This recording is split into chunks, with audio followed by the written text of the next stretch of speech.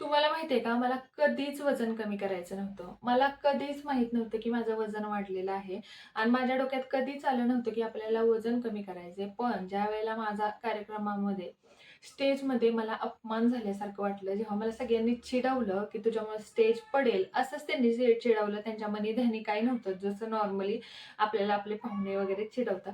तसं जेव्हा चिडवलं, तेव्हा माझा आत्मा म्हणतो ना आपण, माझं मन तेव्हापासून दुखवलं आणि ते मन दुखवलं. त्याच्यात मी कुणाला कोसण्यापेक्षा मी स्वतःला प्रश्न विचारला, की खरंच तुझं वजन वाढलेलं आहे का? आणि खरंच तुला वजन कमी करायची गरज आहे का?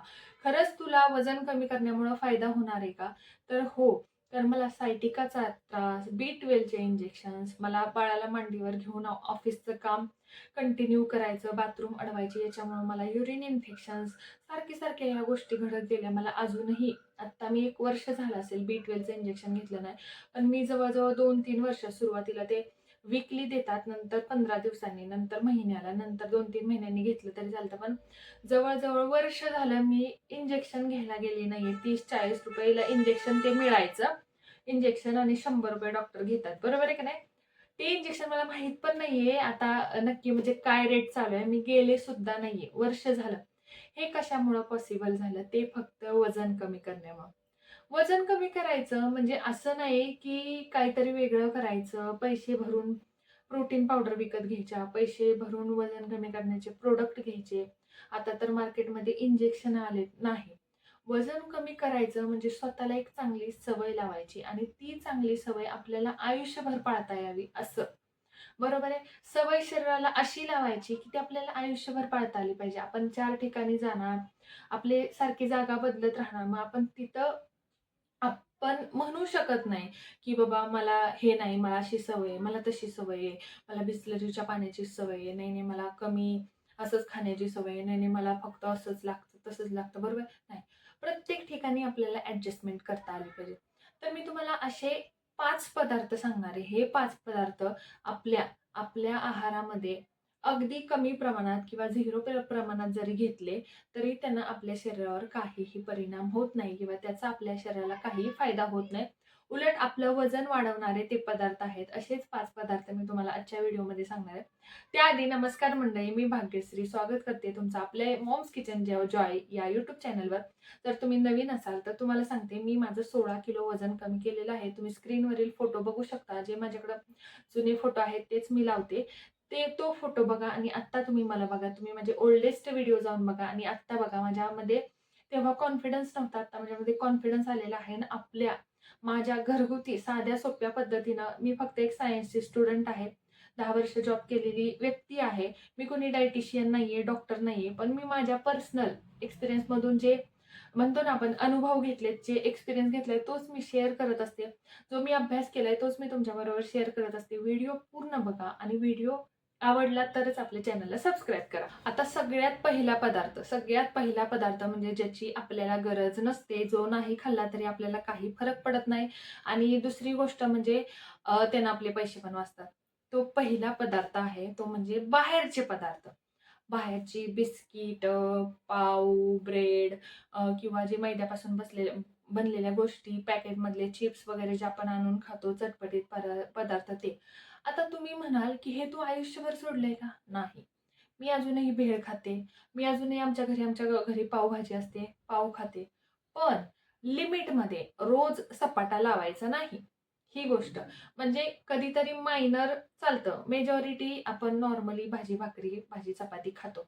रोज-रोज पावभाजी नाश्त्याला हेच असं नाही. आठवड्यातून 1दा-2दा चालतं. त्यामुळे हे पदार्थ स्किप केला, बाहेरचे पदार्थ तरी चालतात. घरी नाही आणले तरी चालतात. ज्याला स्ट्रिक्टली वेट लॉस करायचंय त्यांनी नाही खाल्ले तरी चालतात. जेव्हा मी माझं वजन कमी करत होते, तेव्हा मी ठरवलं होतं नाही खाणार तर नाही खाणार. एकदा माणसाचं वजन कमी झालं, की त्याला आपलं वजन कसं आटोक्यात आणायचं ते माहीत पडलेलं असतं. त्यानं अनुभव घेतलेला असतो, तो शिकलेला असतो. त्यामुळं जोपर्यंत वजन कमी होत नाही, तोपर्यंत ह्या गोष्टी जरी फॉलो केल्या ना, तरी आपल्याला खूप फायदा होतो. दुसरी गोष्ट आहे ज्याची सुद्धा आपल्याला काहीही गरज नाही. खूप जणांना असं वाटतं, मला तरतरी येण्यासाठी किंवा माझ्या अंगात ताकद येण्यासाठी, मला चक्कर येऊ नये म्हणून, मला अशक्तपणा येऊ नये म्हणून साखर खायची. तर साखरेचे काहीही फायदे नसतात. साखर शरीराला चवीपुरती तोंडाची आपली क्रेव्हिंग भागवण्यासाठी एवढ्यासाठीच मदत करते. हां, आता साखरेऐवजी ऑप्शन्स आपल्याला असतात. गूळ आहे, जो गोड लागतो. मध आहे, जो गोड लागतो. खजूर आहे, जो गोड लागतो. फळं आहेत, जी गोड लागतात. गाजर आहे, जे गोड लागतं. ह्याच्यामध्ये त्याची नॅचरल शुगर असते. नॅचरल शुगरनं शरीराला चांगले फायदे मिळतात, जे की प्रोसेस्ड शुगरने मिळत नाहीत. म्हणून शुगर नाही खाल्ली तरी चालते. तिसरा पदार्थ आहे तो म्हणजे मीठ. आता तुम्ही म्हणाल मीठ म्हणजे काय? मीठ खायचंच नाही का? मीठ खायचं, आयोडीनयुक्त मीठ खायचं. पण भाजीमध्ये शिजलेलं मीठ, पाण्यामध्ये शिजलेलं मीठ, गरम झालेलं मीठ शरीराला चालतं. पण आपण सलाद घेतोय, कांदा, काकडी, टोमॅटो घेतोय, त्याच्यावर वरून मीठ टाकलं. आपण स्प्राउट घेतोय, त्याच्यावर वरून मीठ घातलं. नाही, शिजवताना स्प्राउट मिठामध्ये शिजवायचे आणि त्याच्यानंतर अगदी थोडंसं आपल्याला चव लागण्यासाठी कांदा ह्याच्यामध्ये टाकलं. पण स्प्राउट असे शिजवायचे आणि वरून मीठ घ्यायचं असं करायचं नाही. त्यामुळे वरून खाल्लेलं मीठ आपल्याला बघा, मला स्वतःला कुठल्याही कार्यक्रमाला पुडीमध्ये मीठ बांधून न्यायची इतकी वाईट सवय होती. मला हॉस्टेलपासून ही सवय लागलेली. मला मीठ बांधून नेण्यापेक्षा मला मीठ खायची पण सवय होती. मीठ खायला मला फार आवडायचं. ती मी सवय बंद केली. मला सलाद किती जरी वाटलं ना, नाही चांगलं लागत आहे, तरी पण मी सलादवर कधीच मीठ घेत नाही. कांद्यावर लिंबू पिळते. गाजर ऑलरेडी आपलं गोडच लागतं आणि काकडी अशी. पहिली काकडीला सुद्धा आपण बघा, काकडी चिरायचो, तिखट मीठ टाकायचो. ठीक आहे. पण अति प्रमाणात वरून मीठ घ्यायचं नाही. ऑटोमॅटिक आपलं जे शरीर फुगलेलं असतं, फुगलेलं जे आपल्याला सुजल्यासारखं शरीर असतं, ते ऑटोमॅटिक कमी होतं. वॉटर रिटेन्शन होतं. पाणी शरीरातलं जे असतं ना, पाण्याचं वेट असतं ज्याच्यामुळे आपण वजन वाढतं, ते कमी होतं आणि वजन आपलं ऑटोमॅटिक कमी व्हायला लागतं.